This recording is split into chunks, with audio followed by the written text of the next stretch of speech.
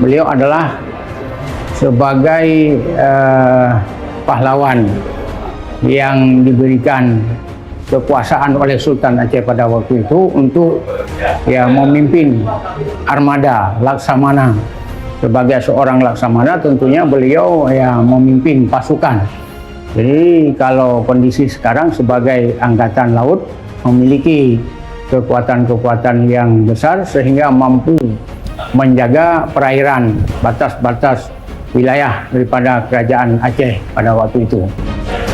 Selain memimpin armada Aceh, Laksamana Malahayati juga memimpin 2000 pasukan Inong Bale yang terdiri dari janda-janda pasukan Aceh yang gugur. Ya, seperti kita ketahui, Malahayati terkenal di dalam sejarah Aceh sebagai seorang pahlawan yang cukup berperan dalam memperjuangkan kemerdekaan, terutama hak-hak wanita dan kemerdekaan daripada kerajaan Aceh dari gangguan-gangguan asing, terutama dari gangguan Portugis dan juga Belanda atau penjajah kolonial lainnya pada waktu itu.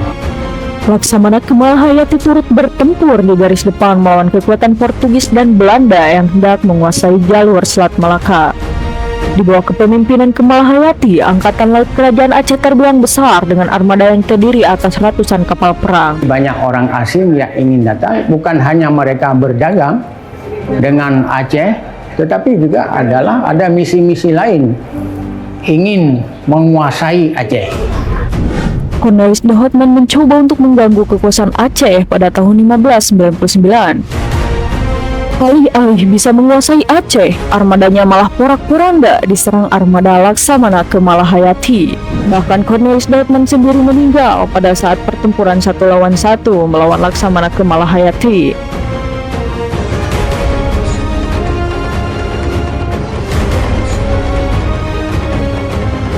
Selain armada Belanda, Laksamana Malahayati juga berhasil menyerang armada Portugis. Reputasi Malahayati sebagai penjaga pintu gerbang kerajaan Aceh membuat Inggris yang belakangan masuk ke wilayah ini memilih untuk menempuh jalan damai.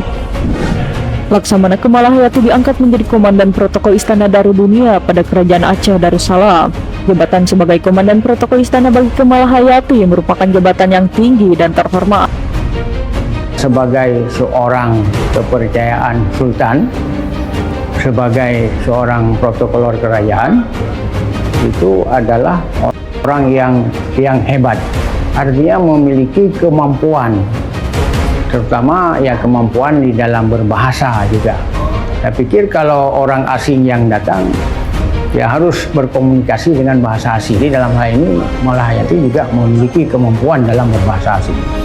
Ini adalah sesuatu yang lebih yang dimiliki oleh Laksamana Malahayati.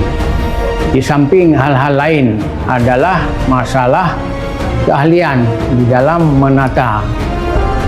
Artinya sebagai seorang protokoler beliau memiliki kemampuan untuk mengatur pertemuan.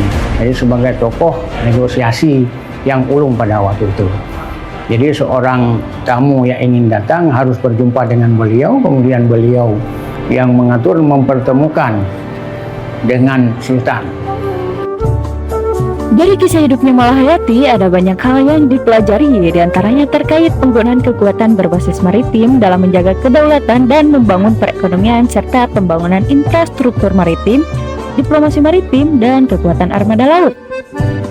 Laksamana Malahayati terkenal karena kemampuannya menghalau armada kapal Portugis dan Belanda.